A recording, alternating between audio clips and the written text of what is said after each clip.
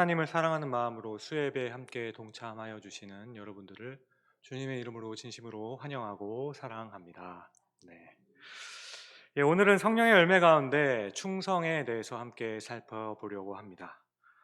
보통 충성이라는 말을 쓰면 충이라는 글자가 그런 것 같습니다. 충이란 윗사람이 아랫사람을 대하는 태도나 자세를 가리키기보다는 아랫사람이 윗사람을 대하는 태도나 자세를 가리키는 것 같습니다.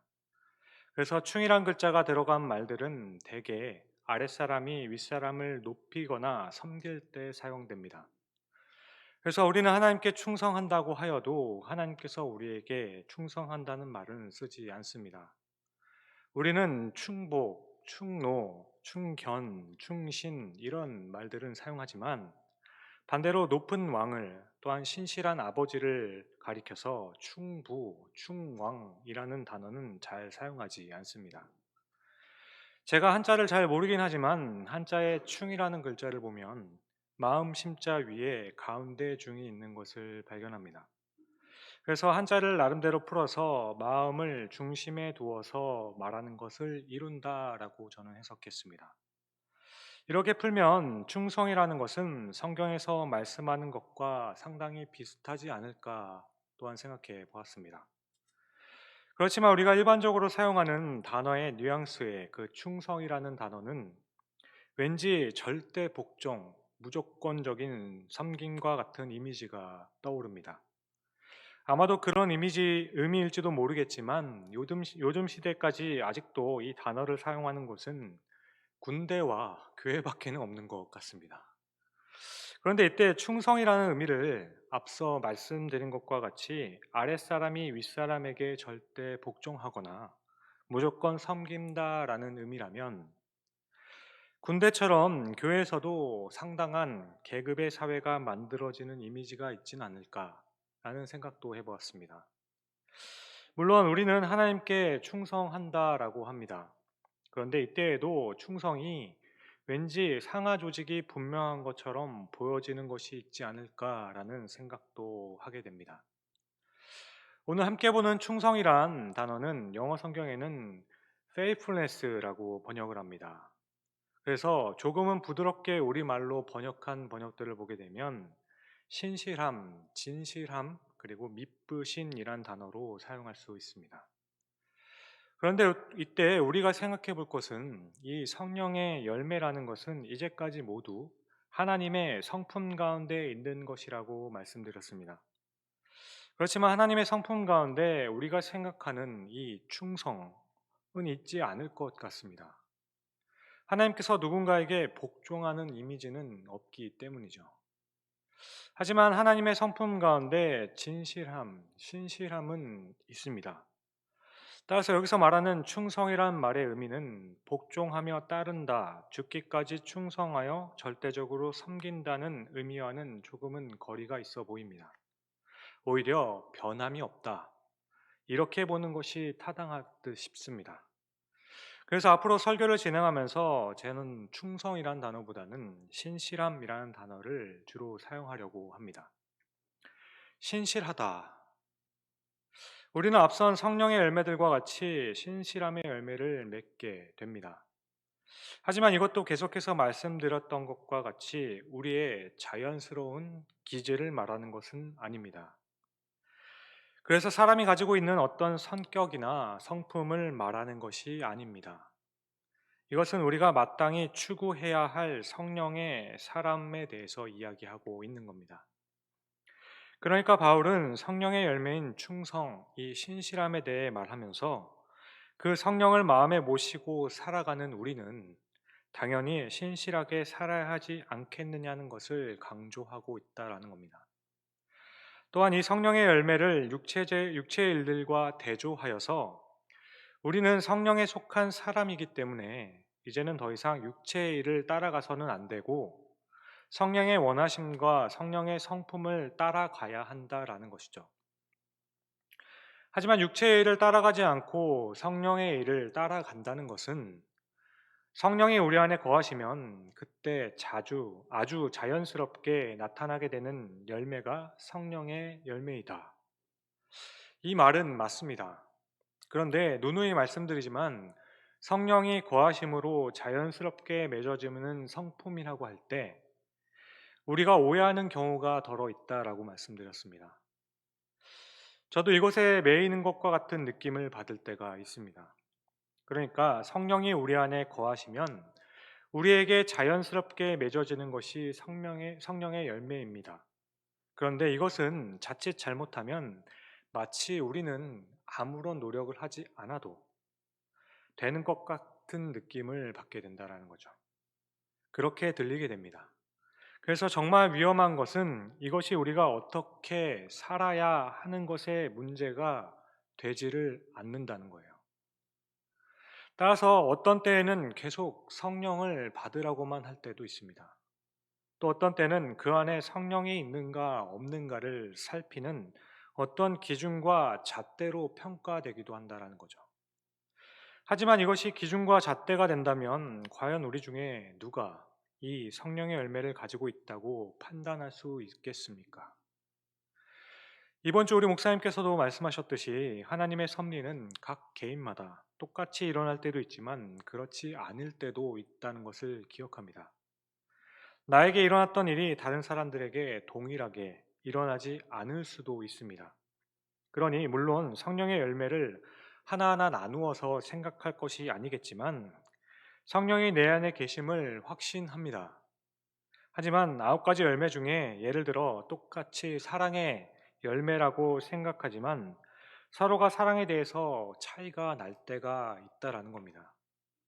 내가 사랑의 열매를 가지고 있다고 생각하고 내 사랑이 기준이 되어 버린다면 나와 다른 모양의 사랑은 전부 가짜가 되어 버린다는 것이죠. 그러니 결론적으로 겉으로 드러난 모습으로 우리는 저 사람은 과연 성령의 사람일까? 이것을 구분하기는 어렵다라는 겁니다. 그래서 저 사람은 정말 성령의 사람일까라는 의문 또한 갖게 된다라는 거죠. 그러니까 겉으로 드러난 모습으로 우리가 판단하는 것이 되지 않는 일이라면 남을 판단하기에 앞서 나를 돌아봄이 먼저일 것이라는 겁니다. 따라서 제가 믿기에는 성령이 우리 안에 거하시면 그로 인해서 여전히 타락한 성품을 가지고 있고 여전히 타락한 세상 속에서 살아가고 있지만 하나님의 원하심대로 살고자 하는 그 열망이 우리 안에서 생깁니다. 그래서 어떤 상황에서도 하나님의 뜻대로 살고 싶고 하나님이 기뻐하시는 삶을 살고 싶다는 그 열망이 우리 안에 생기게 됩니다. 이것은 우리 모두가 느끼는 바예요. 쉽게 말하면 거룩한 부담감이라고 해야 할까요? 그러면 성령께서 우리를 인도하셔서 이 거룩한 부담감을 사용하셔서 하나님이 원하시고 하나님의 뜻대로 사는 것은 무엇인가 하는 것을 우리에게 보여주신다라는 사실입니다. 그렇게 보여주시고 계시하여 주신 내용 중에 가만히 생각해 보면 이 9가지 열매가 속해 있다는 것을 발견하게 된다는 거죠. 따라서 이런 하나님의 성품에 관련된 이야기를 하면서 바울은 이것이 바로 하나님이고 성령님이시기 때문에 이제 성령이 사람이 된 우리는 더 이상 육체의 일을 따라 살 수가 없다는 것을 말하는 겁니다. 이제 더 이상은 음행과 더러운 것과 호색과 우상숭배와 주술과 원수 맺는 것과 분쟁과 시기와 분냄과 당짓는 것과 분열함과 이단과 투기와 술 취함과 방탕함과 또 그와 같은 것들을 하지 않게 되는 겁니다. 이제는 성령의 사람으로서 사랑과 희락과 화평과 오래 참음과 자비와 양선과 충성과 온유와 절제를 따라 살 것이라고 말씀하는 거예요. 결국 여기서 말씀하는 성령의 열매는 그냥 가만히 있으면 생기는 것들이 아닙니다. 하나님을 사랑하고 하나님의 원하심을 따라 살아가기를 열망하는 사람들이 추구해야 할 것이 무엇인가를 말씀해 주고 있는 거예요. 추구해야 할 것, 주님께로부터 배워야 할 것이 바로 이 9가지 중 오늘 배울 것은 신실함이라고 말씀하고 있는 겁니다. 그렇다면 신실한 사람이란 어떤 사람일까요? 오늘 우리는 한 2가지만 같이 살펴보려고 합니다. 어떤 사람이 신실한 사람인가? 하나님께서는 어떤 의미에서 신실하신가? 하나님께서 신실한 분이라고 할 때 먼저 우리가 오해하기 쉬운 것이 있습니다. 그것은 이 신실함은 그냥 한결같고 변함이 없는 감정의 상태를 의미하는 것은 아닙니다. 신실함이란 나의 정한 마음, 고백에 흔들림이 없다라는 것입니다. 고백을 붙들고 끝까지 가는 것이 바로 신실한 모습입니다. 하나님께서는 나는 너의 하나님이 되고 너는 내 백성이 될 것이라 말씀하셨습니다. 그리고 이스라엘 백성들을 인도하시면서 하나님께서는 단 한 번도 이들을 버리겠다라고 진지하게 말씀하신 적은 없습니다. 물론 이스라엘 백성들이 너무 말을 듣지 않아서 화를 내시기도 하고 그때 버리시겠다고 하시기도 하셨지만 이때에도 이스라엘 백성들이 다시 돌아올 것을 바라시는 마음으로 한 것이지 진짜로 버리겠다라고 하시는 마음이 아니었다라는 거죠. 마치 너무 말을 듣지 않는 아이에게 자꾸 속을 썩이면 동구박 다리 밑에 다시 버린다 이렇게 이야기하는 것처럼 이것은 그만 말썽 피우고 이제는 제대로 하라는 의미지 진짜로 버린다라는 의미가 아니지 않습니까? 그러니까 하나님께서는 한 번 정하신 마음에서 흔들림이 없으셨다라는 겁니다. 물론 성경을 보면 자주 발견하게 되죠. 하나님께서는 자주 화를 내시고 진노하시고 심판하시는 모습을 우리는 발견합니다. 그러나 하나님께서 진노하시고 심판하시고 벌하시는 모습들은 하나님께서 그들에 대해서 마음이 변하신 것이 아니라는 거예요. 오히려 같은 마음을 가지고 계셨기 때문에 방법을 계속 달리했던 겁니다. 반면에 우리의 감정은 그렇게 진실하지 못하죠. 우리의 감정은 참 좋은 것이지만 너무 변덕스럽고 믿을 만한 것이 못 된다고 생각합니다. 한 사람을 사랑하여 30년, 50년을 한결같이 살아오신 분들이 있습니다. 이들을 축복할 때 우리는 참 진실한 그리고 신실한 분들이다라고 축복을 하죠. 그런데 이때 50년을 살면서 신실했다는 이 고백은 이 기간 동안에 정말 단 한 번도 미워했던 적이 없다는 것이 아니지요. 결혼을 하여 서로 다른 사람이 살아가는데 어떻게 부딪히는 일이 없겠습니까? 그런데 아주 사소한 부분들에서 사소한 다툼이 있었을 뿐이지 그 사람을 사랑함에는 변함이 없었다라는 겁니다. 때로는 얄밉기도 하고 정말 때로는 이렇게 주워받고 싶을 정도로 화가 나기도 하지만 이런 감정의 기복 때문에 신실하지 못했다라고 한다면 과연 이 세상에 신실하다고 할 사람은 과연 몇이나 될까요? 없지 않겠습니까? 그러니까 신실하다라고 할 때에는 이런 의미가 아니라는 겁니다. 신실하다는 것은 감정의 변화나 기복이 없다는 것이 아니라 정한 마음, 내가 입술로 고백한 그 고백에 흔들림이 없이 꾸준하였다라는 겁니다. 내가 평생을 같이 할 사람이라고 고백을 했으면 단 한 번도 내가 이 사람이 아닌 다른 사람과 살고 싶다는 생각을 하거나 그런 시도를 해본 적이 한 번도 없다라는 거죠. 신실함은 이런 의미에서 이야기를 하고 굉장히 중요한 것입니다.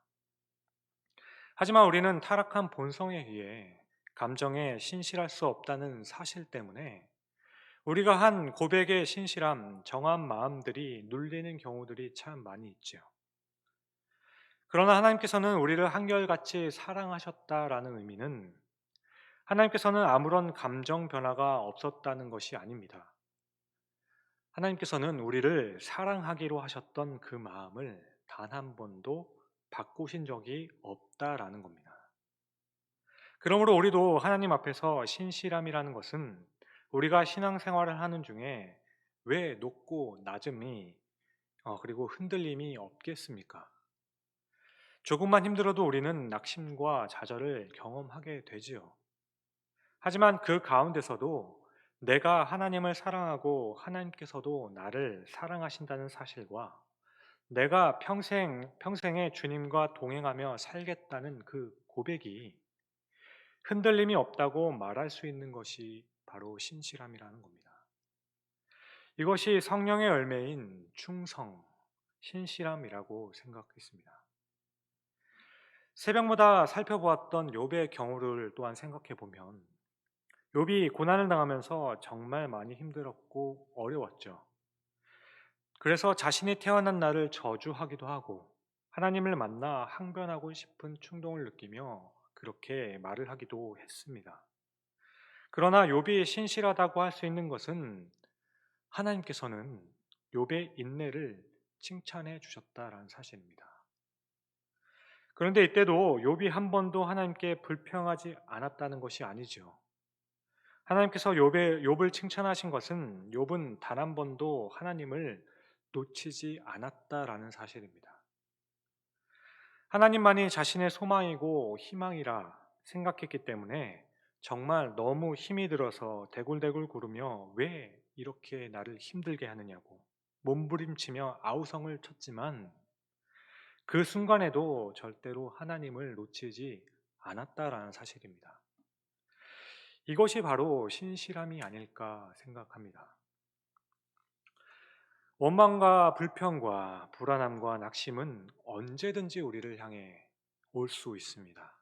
우리는 그 가운데 거할 수 있어요. 그러나 그때에도 하나님께 대한 마음을 놓치지 않는 것입니다. 따라서 신실함에 있어서 이 고백이라는 것은 행위를 일관성 있게 하는 것을 의미하기보다는 그 마음과 고백에 얼마나 충실한가 하는 것을 보여주는 것이 바로 신실함인 것입니다. 그러므로 신실함은 주변이 없는 무능함과 또 다른 문제일 겁니다. 모든 것이 빨리 변해버리는 세상이라서 변하지 않고 꾸준한 것을 보면 무조건 그것이 좋은 것이고 덕이 되기도 하는 세상이기도 합니다. 하지만 무엇이든지 길게 오래 한다고 해서 그것이 신실함이고 진실함이라고 말할 수는 없다라는 겁니다.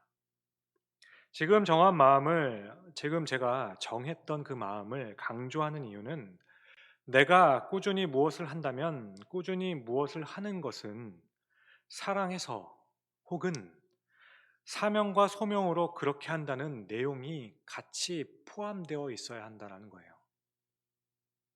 그렇지 않고 그냥 성실하게 꾸준하게 그냥 하는 것 자체를 가지고 우리는 신실함이라고 부르지는 못한다라는 겁니다.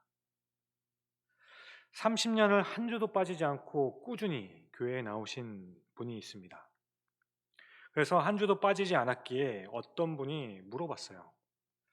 정말 대단하십니다. 30년간 어떻게 비가 오나 눈이 오나 천둥이 오나 한 번도 교회에 빠지지 않고 꾸준히 나올 수 있으셨나요? 이것만으로도 굉장한 믿음이라 생각합니다. 그랬더니 그 질문을 받은 분이 말하기를 어쩌다가 30년 전에 교회에 발을 들어놓게 되었는데 빠져나가기가 쉽지 않더라고요. 갈 데도 없고 뭐 할 것도 없고 그냥 그렇게 오다 보니 30년이 되었습니다. 여러분 이것이 정말 대단한 믿음이 되겠습니까? 30년을 한결같이 아내를 바라보고 산 사람이 있었습니다. 그래서 아내를 정말 참 사랑하시는군요 이렇게 이야기했어요. 그랬더니 이분이 하는 말이 죽지 못해 삽니다.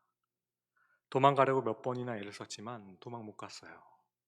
그런데 이제 나는 기력도 없고 지금은 혹여나 아내가 도망갈까 무서워서 아내가 끔찍히 사랑하는 그 강아지를 껴안고 잡니다. 과연 이런 모습이 신실한 모습이겠습니까? 이것은 무능한 거죠. 그냥 다른 할 일이 없어서 그래서 하던 일이나 계속 해야겠다라고 하는 것이면 이것은 신실함이 아니라는 겁니다. 따라서 이 꾸준함과 신실함 가운데 절대로 빠지지 않아야 하는 것은 바로 열정입니다. 정말로 주님을 사랑한다는 그 열정이 같이 포함되어 있어야 한다는 거예요. 따라서 하나님의 신실함에 대해서 오해하지 말아야 할 것이 있습니다. 하나님께서 우리를 택하시고 우리를 구원하시기로 작정하셨습니다. 그런데 그것이 지속적으로 하나님을 멀리하고 떠나려고 하며 자꾸만 자기중심적으로 살아가면서 하나님을 주인으로 섬기려 하지 않는 그런 죄성을 가지고 움직이는 우리들을 보면서 '아이고 내가 어쩌다가 저것들을 택해 가지고 이런지 모르겠다. 하지만 나는 신실하니까. 나는 한 번 말한 것은 지켜야 하니까 내가 저들은 버리지는 못하겠다.' 하나님께서는 이렇게 신실하게 우리를 지키시고 구원하시기로 한 것이 아니라는 거죠. 이것은 하나님의 신실하심을 온전하게 설명하는 것이 못 됩니다. 하나님의 신실하심을 설명할 때 정말 가장 중요한 것, 아까도 계속 말씀드렸던 것 같이 하나님께서는 단 한 번도 우리를 사랑하지 않으신 적이 없다라는 사실이에요. 우리가 죄를 범하고 넘어질 때에도 하나님께서는 우리를 향한 애정과 관심을 가지고 기다려 주셨다라는 겁니다. 그리고 지켜 주셨고 변함이 없이 항상 계셨다라는 사실이에요. 따라서 우리가 하나님 앞에서 신실한 사람이 되겠다고 고백을 할 때, 그리고 어떤 일이나 누구에 대해서 신실하고자 할 때, 우리가 항상 점검해야 될 것은 바로 우리의 마음에 있는 열정이 있는가라는 것을 점검해야 된다는 사실입니다. 물론 또 이것만으로 가지고는 또 안 되겠죠. 그렇게 어떤 사람은 신실한 사람인가? 두 번째는 보편적인 개념으로 믿을 수 있는 사람이 바로 신실한 사람입니다. 성실한 사람이 신실한 사람이죠. 왜냐하면 하나님의 신실하심은 언제나 그곳에 계셨기 때문이에요. 마치 창자의 비유에서 아버지는 늘 그 자리를 지키면서 돌아오기를 매일 기다리셨던 것처럼 우리가 돌아갈 그곳에 항상 계신다는 사실이죠. 지난번 교회에 한 장로님이 생각이 났습니다. 이분은 정말 한결같이 새 가족들을 향한 마음이 있으셨어요. 이전 교회는 교회 본당 입구에 딱 들어서게 되면 이렇게 로비가 있고 그 로비 건너편에 바로 쉼터가 붙어 있었습니다. 그리고 그 쉼터 안에는 자판기 하나가 딱 놓여져 있었어요. 이 장로님은 은퇴 장로님이셨는데요. 항상 예배 전에 그 쉼터에 앉아 있으시면서 최근에 등록한 새 가족들이 오는지 안 오는지 계속 살펴보십니다. 새 가족이 등록하면 그 게시판을 뚫어지게 쳐다보시면서 기억하였다가 예배 시작 전에 만나게 되면 이야기하고, 그렇게 못 만났으면 끝나고 난 후에도 찾아다니면서 그렇게 앉아 계시면서 새 가족을 만나기까지 매주 그 로비에서 기다리셨습니다. 그렇게 새로 등록한 성도의 얼굴을 기억하고 먼저 찾아가서 자판기에 그 차를 대접하면서 인사를 하면서 교회에 대해서 설명해주고 건물들을 설명해 주셨던 아주 훌륭한 분이셨습니다.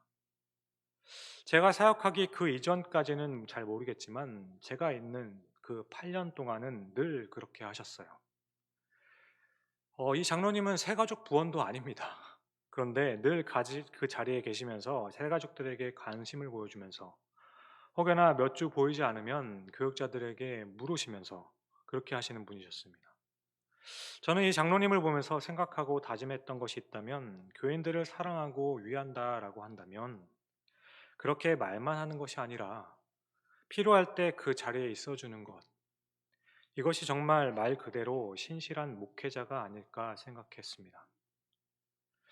어떤 사람들은 항상 내가 곁에 있다라고 말을 합니다. 그런데 언제나 찾으면 없어요. 꼭 필요할 때마다 미안하다고 하고 바쁘다라고 할 때가 있습니다. 필요할 때마다 어디로 사라지거나 없거나 무엇을 부탁하는데 미안하다고 하며 어디론가 빠져나간다면 그 사람의 진심은 어떨진 모르겠지만 이 사람에 대한 성실함과 신실함에는 의문을 가질 수 있지 않을까 생각합니다. 하나님의 신실하심은 하나님께서는 항상 거기에 계십니다. 우리가 찾는 그곳에 늘 계신다는 사실입니다. 바울은 하나님의 성품으로 오늘 충성, 신실함에 대해서 말씀하고 있는 거예요. 우리가 하나님의 신실하심을 보면서 배워가야 한다라고 하는 겁니다. 그렇다면 이 신실함의 열매를 우리 안에서 맺기를 원한다면, 그렇게 되기를 바라는 하나님의 사람들의 입장이라면, 저는 하나님 앞에서도, 그리고 내가 신실하고자 하는 그 사람들 앞에서조차도 항상 그 필요할 때 그 자리를 지켜줄 수 있는 것이 아닌가 싶었습니다. 늘 거기에 있는 사람이 될 때 그때 신실함이 될 수 있겠다라는 생각을 해보았습니다. 따라서 믿을 수 있는 사람을 바꾸어서 말하면 실천이 있는 사람이겠죠. 행함과 행동이 있는 사람이 충성된 사람, 신실한 사람이라 할 수 있을 것 같습니다. 여기까지 두 가지 의미에서 우리는 함께 신실함에 대해서 생각해 보게 되었습니다. 따라서 오늘 말씀의 충성을 다른 말로 한다면 믿을 만한 사람이며 항상 그 자리에 있는 사람이 신실한 사람이다 라고 정리할 수 있을 것 같습니다. 능력이 많고 적음이 문제가 아니라 항상 그 자리에 있어서 자신을 내어줄 수 있는 사람이 신실한 사람이 아닐까 생각됩니다. 그렇다면 이 성령의 열매를 맺게 만들 수 있는 방법은 과연 무엇일까? 사실 우리들의 삶은 우리가 누구를, 무엇을, 언제, 어떻게 신뢰하는가 또는 충성하는가에 따라 좌우가 됩니다. 따라서 앞에서 살펴본 것과 같이 하나님의 사람으로 살고자 하는 우리는 성령을 따라 신실한 하나님을 신뢰하는 것을 통해서 하나님의 그 신실함을 본받는 것이 우리의 삶의 목적이 되어야 하겠죠. 그렇게 성령이 우리의 삶의 가운데 일하시도록 허용한다면 하나님의 형상으로 지음받은 우리의 본래 모습으로 천천히 그러나 확실하게 회복될 것을 저는 믿습니다.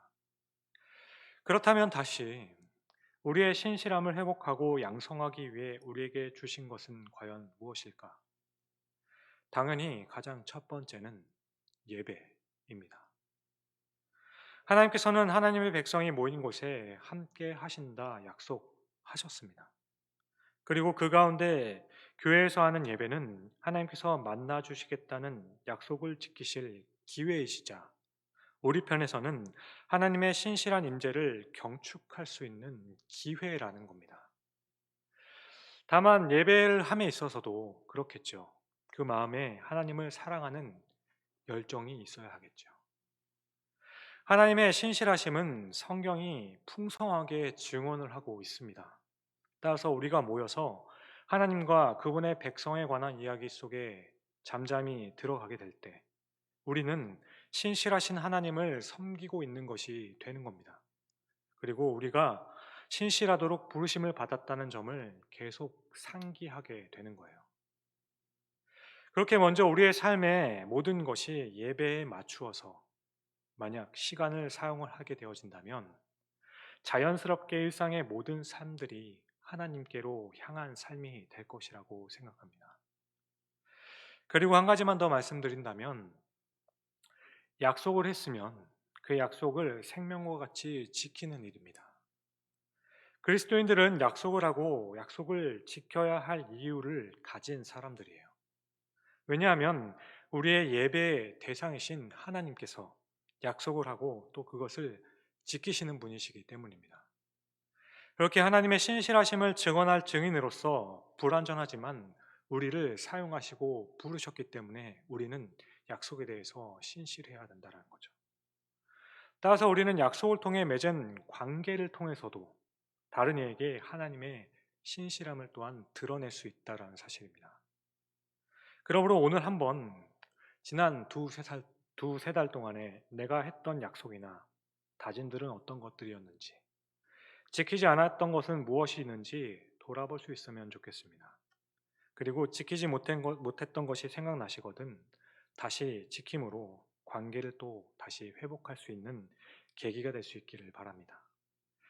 이렇게 예배를 통해서 하나님의 신실하심을 배워가며 또 약속을 지킴으로 신실함을 보여줄 수 있다면 아마도 우리는 오늘 말씀하시는 그 충성의 열매, 고백이 있어 신실함으로 정한 마음에 흔들림이 없고 그것을 실천하는 행동이 있는 신실함이 있는 사람, 다시 말해 믿을 만한 사람이며 항상 그 자리에 있는 사람이라고 할 수 있지 않을까 싶습니다. 오늘 모임 모두에게 그러한 은혜와 축복이 가득하기를 주님의 이름으로 간절히 축원드립니다. 함께 기도하겠습니다. 신실하신 나의 아버지 하나님, 오늘 성령의 열매 중에 충성의 열매에 대해서 함께 생각해 보았습니다. 하나님의 성품에 비추었을 때 충성이란 신실함, 진실함일진데 우리가 말하지 않아도 우리의 마음을 아시고 모든 생활 속에 동행하여 주신 우리에게 보여주신 그 신실함을 돌이켜 봅니다. 그렇게 다시 또 그렇게 다시 우리도 하나님을 향한 나의 마음을 돌이켜 보게 됩니다. 하나님께서 우리에게 말씀하시고 보여주셨던 것과 같이 우리 안에 하나님을 사랑하는 마음과 열정이 그리고 그 믿음의 고백대로 삶을 살겠다는 그 다짐들이 흔들림이 없었는지 돌아볼 수 있게 하여 주옵소서. 비록 우리가 연약하여 자주 넘어지고 결국은 먼 길을 돌아오는 경우도 많겠지만 그 약함을 사용하셔서 우리의 삶을 완성하시는 주님을 찬양할 수 있게 하여 주시옵고 앞으로 더욱 주 안에 우리의 믿음이 더 뿌리 있게 하시고 하나님의 성품 닮아가기를 원하는 그 마음으로 인해 항상 예배를 사모하며 그 가운데 성령께서 하시는 말씀에 민감하게 하여 주옵소서. 또 더 나아가 단 한 말씀이라도 삶에서 실천하려는 용기와 의지를 허락하여 주셔서 맡은 자들에게는 오직 충성, 믿는 자들에게는 오직 신실함이라는 이 말씀이 삶에 드러나게 하여 주옵소서. 그렇게 실천적으로 하나님께도 그리고 주위 사람들에게 한 약속을 온 마음을 다해 신실하게 지킴으로 믿을 만한 사람으로 그리고 항상 그 자리를 지켜 늘 도움을 청할 수 있는 그런 그리스도인으로서의 삶을 살아낼 수 있게 하여 주옵소서. 나무는 그 열매 맺는 것으로 그 나무를 안다 하셨사오니 늘 우리와 함께하여 주신다는 그 약속을 믿는 좋은 나무로서 주의 사랑 안에 잘 성장하여서 아름다운 열매 맺는 우리 모두가 되게 하여 주시기를 간절히 원합니다. 감사합니다. 이 모든 말씀을 예수 그리스도의 이름으로 기도합니다. 아멘.